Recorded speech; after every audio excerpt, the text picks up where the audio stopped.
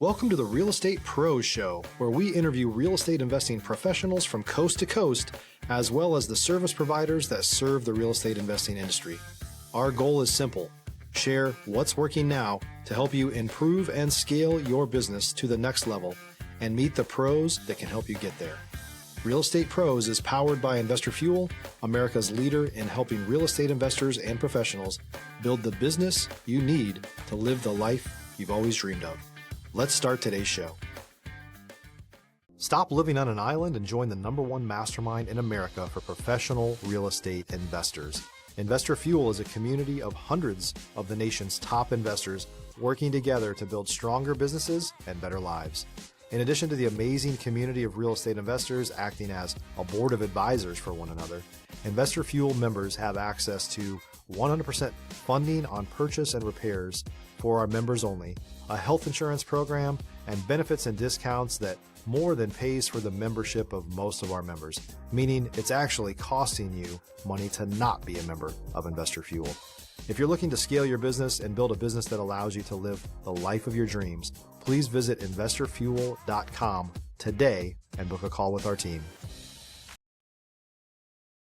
All right. Hey, guys. Welcome back to our show. I'm your host, John Harcar, and I'm here today with Mike MadDog Hobbs. Never talked about that nickname, but we'll go over there in a minute.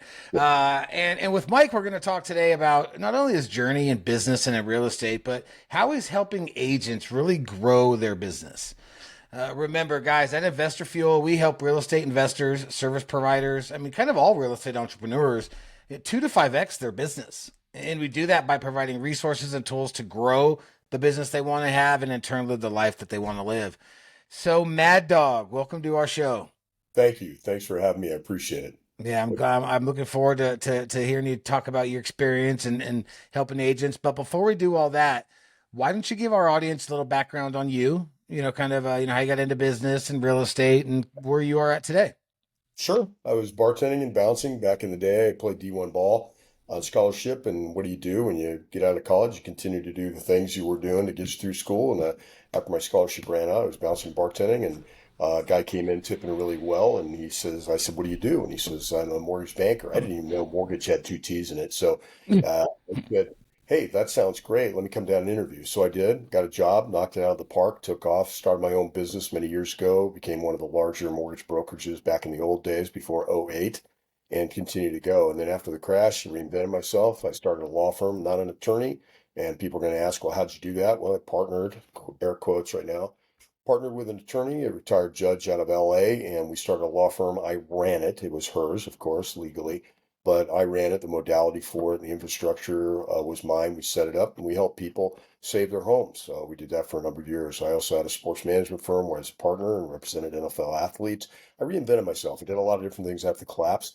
But I had a real estate firm, and when I did the real estate firm, we started it in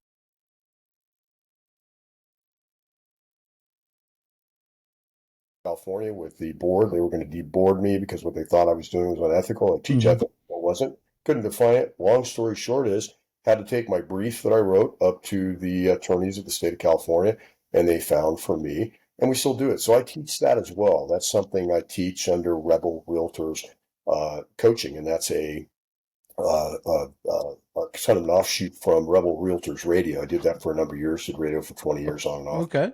Long story short is, that's how I got my start. Right now I own Chem Financial. We're a mortgage brokerage. We're powered by Summit Lending. We love what we do. I've got partners that collectively we have in the business of real estate, legal, and mortgage. We have 116 years collectively. Mine's at 40. And we're just passionate about what we do, helping real estate agents really grow their business, also helping clients realize the dream of owning a home and what that means for them. But awesome. My main focus is really helping agents find listings and also find buyers. Awesome. If you've ever watched any of my podcasts, I go backwards. D1, where'd you play? I played at Long Beach State. We are undefeated now for 22 years in a row. We've never lost a game. Long Beach State. What sport? They got football. Football. Okay. Yeah. We got rid of the football program 20 years ago. So we I was wondering. I'm like, wait a minute. I grew up in Orange County, Southern California. So I was Yeah, but Okay. we haven't lost a game in 22 years, so I can say that. Stop living on an island and join the #1 mastermind in America for professional real estate investors. Investor Fuel is a community of hundreds of the nation's top investors working together to build stronger businesses and better lives. In addition to the amazing community of real estate investors acting as a board of advisors for one another, Investor Fuel members have access to 100% funding on purchase and repairs for our members only, a health insurance program, and benefits and discounts that more than pays for the membership of most of our members, meaning it's actually costing you money to not be a member of Investor Fuel. If you're looking to scale your business and build a business that allows you to live the life of your dreams, please visit investorfuel.com today and book a call with our team. That's true. So what were you doing in college that you said you kind of do what you do when you get out of college? What was that again? Well, in college, I got into pre-med, and that's why I worked in the NFL. I was working in my own firm doing medical protocol analysis. I still have friends with analyzing what the doctors do and things like that. So I do that as fun for family, friends, what have you. But did that, and then I got into mechanical engineering, didn't like that, and I jumped into business, graduated with business, and then went back and got another degree from the University of Ashford University. I got that in 2017 in electronic marketing, so e-marketing. Mm-hmm. Wow. Okay. So then so real estate came in how? Just from that one guy with about the mortgage banker? I joined a company, Premco, Pacific Real Estate Mortgage, and it was part of Pacific Savings Bank. Went by the way of the dodo back when the RTC took over from the Home Loan Bank Board at the time when the other collapse happened. And I was in the beginning of that with the RTC coming in, Resolution Trust Corporation, seizing all the banks and closing down on a Friday night, reopening with a different name and a different modality, different staff on a Monday. That was kind of a crazy time. That was in the mid 80s, early 80s. And then moved into developing my business as a producer for a couple other companies, running some companies. And then I started my own company and did that for 18 years. And then the collapse, 08. Yeah. How did what was it? From 08? What's that? You want to see my scars from 08? I've got them. Do you? Scars, yeah, a lot of scars. What was what tools or things did you use mindset wise when you were pivoting all these different times? I mean, was there something that kind of kept you on the right path? Yeah, I'm considering writing a book called "There's More Gas in Your Tank" because at my lowest time, my bankruptcy at one point, I was one of those guys you read about or saw. My bankruptcy, personal bankruptcy. I rarely talk about it, but I'll do it with you here because I trust you. You got a kind face. I my bankruptcy was a little over $10 million, so I was one of those guys. And I was in the fetal position for about 6 months. And I'm an old D1 baller, worked in the NFL, so I've got a lot of, my parents, wonderful upbringing, my sister and I, just my parents and my sister and I. And I started thinking, what would mom and dad think of me? What would happen? I've got only one tattoo here that I have, and it's a tribal band. I didn't get it in college during that time. I got it recently or not too long ago. But it's same color as my drums, which I was a worship team drummer, and it's the same color as my drums, tribal, red and black, and also Thorn of Crowns for Jesus Christ our Savior. I wear that here, and I wear my mom and dad's wedding rings on either side. They've passed, God rest their soul. And that, the music, church, my walk in faith, and family brought me out of that fetal position, and I got back to what I do, which is I build companies. I help people grow. I support people. And I just had a passion for it. And I got disenfranchised with lending because the collapse was horrible, as anybody that went through it knows. Right. And I decided to go into other ventures. And that's where I went into starting a law firm and doing other things, sports management, started a real estate company. I'm not a good real estate agent, so I've got my license. I've had it since the 80s, but practicing it I never did. But then I did start to. And then I bounced back into lending again and started this company here with Carla Durheim, my partner, and one of the co-founders as well, Kelly Ross. And the three of us said, let's do something completely different. And I don't mean it just in the sense of saying different, but we actually do. We provide benefits others don't in the industry, and it's a lot of fun. Okay. So what did you like or dislike about being a real estate agent or selling houses? I don't play well with people. I'm not a kumbaya guy. I'm a What do you mean? kumbaya. You got to go out there to all the galas and you got to hug your neighbor. Hey, great listing. Hey. If you're looking for consistent, high-quality leads, look no further than Investor Machine. Investor Machine isn't just another agency. It's the most sophisticated, data-driven lead generation company on the planet for real estate investors, and serves the role of being not just a lead generator for your business, but a marketing partner that is helping you achieve your goals along the way. Go to investormachine.com to learn more and schedule a call with our team today.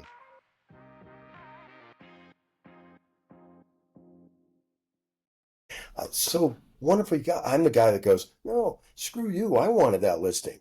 I'm not the guy that shows up at all the gatherings for real estate agents and we all lift each other up. I'm the guy that starts his own company and runs it and just goes out and tries to crush and dominate and win all the listings, win all the buyers because I'm consumer facing. And, that sounds a little malish and aggressive. Mad Dog does too. But let's talk about where the Mad Dog story came from. I'm about to say that was going to be my next question about this Mad Dog nickname. I'll have some clarity. So I just don't play well. I'd rather be in lending because I don't have to go and hang out with my competition. In real estate, if I'm in a Keller Williams office or a C21, I've got to kind of be engaged with the office and everybody else. And I'm just not that guy. I want to play competitively. So Mad Dog came from many years ago, out with my bands. I'm a drummer in a rock band, and we were out at campsite with our kids that were younger, and the trailers were all lined up like this, and I was playing catch with my daughter. Couldn't see down between two, but a dog fight ensued, the kind that just sends, blood curdling down your spine. A dog is being murdered by another dog. Right. Ran past my daughter, and I rounded the corner between the trailers, and there was a dad hitting a Rottweiler, 125-pound Rottweiler, over the head with one of those metal camping pail buckets, hitting it on the head, and it was murdering their family bulldog, which was tied to the tree between the trailers. The mom and the two little kids were huddled, in fear against on the steps of the trailer. I ran by them instinctively, got behind the Rottweiler, grabbed it by its back legs, and hurled it out through the campers down the hill. I ran to the back of the camper, stood there, it tried to go by me one way, then the other, getting back to the bulldog, and I punched it in the head, and it took eyes on me. I got down, widened my stance in my arms, and I got down about 2 feet from it, gave out the biggest, deepest guttural growl, "Roar," and just scared it. It ran, chased it, found a sheriff, got those people evicted, found a veteran, a vet that happened to be nearby in a camper, and came over and passed it to the bulldog. The bulldog lived. My bandmates nicknamed me Mad Dog. That is so cool. You just literally fought a dog. I did. Yeah. I love it, man. Yeah. That's such a cool nickname. All right, so and real quick, and it means, and if you see, you can't see my sign behind me, but in my office here, it's got the big logo of the Mad Dog, and underneath it, because it sounds masculine and kind of scary at first, but what it stands for is, I was just explaining this to Mary a little bit ago. She's in my office today, but it stands for it's a part of a feminist ethic, which is one of my favorite ethics, which comes from childbearing, and it stands for an ethos of care, placing others' well-being above my own. And that's the way I was raised. Mhm. And that's what that moment of putting myself in jeopardy with a 125-pound Rottweiler for the benefit of others' well-being. Right. So that's what I do in my business, my family, my life. Love it. I love it. So what does your business look like now? I mean, I know you mentioned you have the Kim Financial. Are you still doing real estate? No, I don't. I still have my license, but it's inactive. It's, I just hang on to it. Do you own any real estate, any rentals, any type of investment properties? Own a couple of rentals right now. I used to own 15 at one time, and those went by the wayside in 08, but I don't want to talk about that. But yeah, I own a couple of rentals right now and have a residence, and have a lot of fun stuff. And we just, we rebuilt. And so that's why the book, I think, will be There's More Gas in Your Tank. It's the iconic aspect of coming out of the fire and coming back. And I think that's what God wants us all to do. I think that we all have hardship in life. We're faced with uncertainty, but I think we have to find a way to climb to that place again that we know we can be and do better. Excuse me. What prompted you to write the book? Did you just see a need in things that you just needed to share, or what prompted I it? haven't yet, but it's something I do want to do because I think Oh, it's, okay. I thought you said you did. Okay, I thought it no, was on their way. one sec. If you're a new or newer real estate investor looking to launch or grow your real estate investing business, please check out Investor Fuel Club. It's a coaching community, but unlike anything you've ever seen before. And you can actually partner with members of our mastermind from coast to coast on deals right in your market. There's no better opportunity to build a consistent business than to literally partner with pros to help you avoid costly mistakes, avoid the need for capital to do deals, and help you eliminate your fears as you're starting your business. Learn more about Investor Fuel Club at investorfuel.com/club.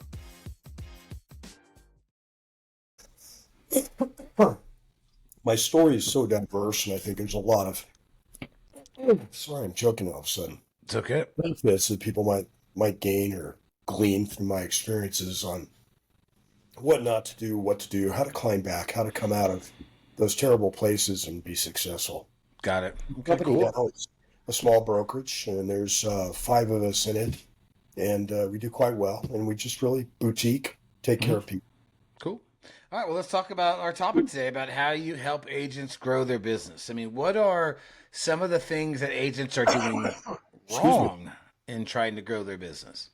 Well, I think it's herd mentality, and so one of my favorite books is The Purple Cow.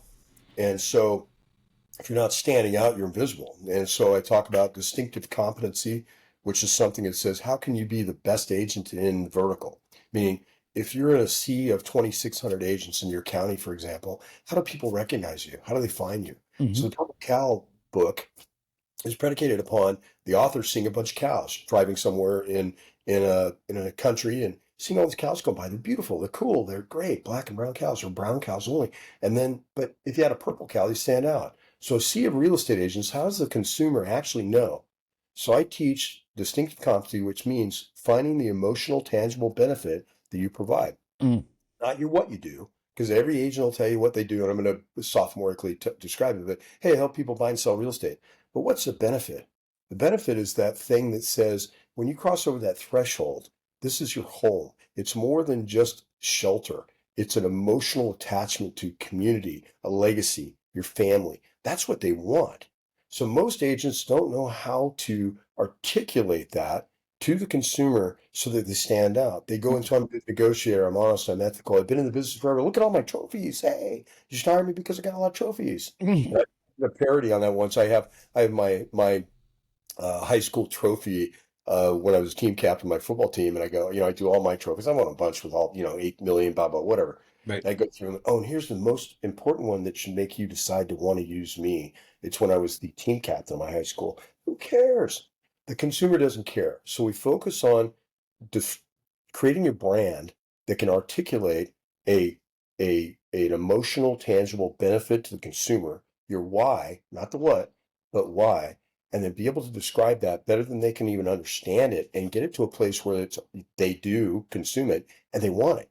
And you then stand out. You are different than any other real estate agent. And it's just, I'm passionate about that. I love doing that. It's just fun. Okay. What other ways do you help agents grow their business? Um, primarily in coming in and coaching, talking to them. Okay. I think that the industry itself has gotten caught up in loans. And so most loan officers want to go out, talk about a new loan program. Let's do DPA loans. Let's do renovation loans. Let's talk about this. Hey, you can do 4% down on this one. Da, da, da, da. Well, an agent, they want to know a little bit, but they don't really care. They're not getting into the weeds. We have so many guidelines. They're changing all the time. Right. So really, you focus, stay in your lane. All you need to know is where I'm at. Call me. We'll solve all those problems. Let you stay in that side of the kitchen. I'll stay on this side of the kitchen. Together, we're going to prepare an incredible meal. And I really think that, so helping them understand my job is to go one level above them, not be down here going, hey, do you have a buyer I can call? Because I'm a loan officer. I do loans. Right. Mine is, how can I get you a buyer? Because I don't eat if you don't eat. Yeah. So I think it's incumbent upon me. I think my fiduciary is to go a layer above you and help you get buyers and sellers. And that's what I focus on with agents. Okay, so you help them grow their buyer and seller. Okay, that's very cool. Do you help them in the marketing and branding piece itself? You know, I mean, do No, you yeah, help them how to? Okay, that's what we're talking about. yeah. I focus on the branding. So I sit down with multiple sessions. I've been working with one client. She's written a whole new program on selling real estate, on selling property. It's completely different than anybody else does it, and it attracts people. I Hmm. spoke to a group of potential sellers. She picked up a listing just the other night, last week, from it because it's so unique and different than anybody. It doesn't speak the language of sales. It mocks really the industry predicated upon the use of the term marketing. And this is what I do with agents. And I interview and I say, hey, pretend I'm sitting in you're sitting in the living room. I'm going to sell my home. I'm interviewing two other agents. Go, give me your speech. Yeah. And they'll get to a place where they'll use the term marketing. It takes about 60 seconds, maybe 45. And they'll say marketing. I go, stop. Stop. You stop right there. You got me. Marketing. Okay. What's your marketing mix and how did you come up with it? What do you think happens, John? They freeze. They don't, there's no answer. They don't know what a marketing mix is. Uh. Exactly. But you know what's funny is they use the term marketing. So what real estate does, it's not their fault. It's because nobody's actually gotten them out of this. It's business as usual. That's the way we've always done it. Consumes the real estate industry. So it's helping them find, a way to break away from the herd and talk differently. And it's talking in the term of marketing, not in sales. And they conflate advertising and marketing always. It's Yeah. always conflated. And so I help them speak a different language, have a different vernacular. And frankly, because did you ever see Spinal Tap? Hmm. That old movie? Did you ever see Hmm. it? Where Hmm. the guy has the Long time ago, but yeah, yes. of course. But he has the amp and he says it's a better amp than anybody's because it goes to 11. Right. It's just a potentiometer. It's just got numbers. We could put 12 or 13 on it. So a lot of agents think they have a better amp because they can turn it to 11 or 12 or whatever, but they're all the same. And so what we do is we create a distinctive competency by showing the consumer there's something else other than this conversation about marketing that's not true or advertising that's conflated with marketing. We give them a vernacular away from sales to marketing vernacular. And that then creates a distinction between them and any other agent. I love it. Through all this time and your years in business, what do you contribute your keys to success?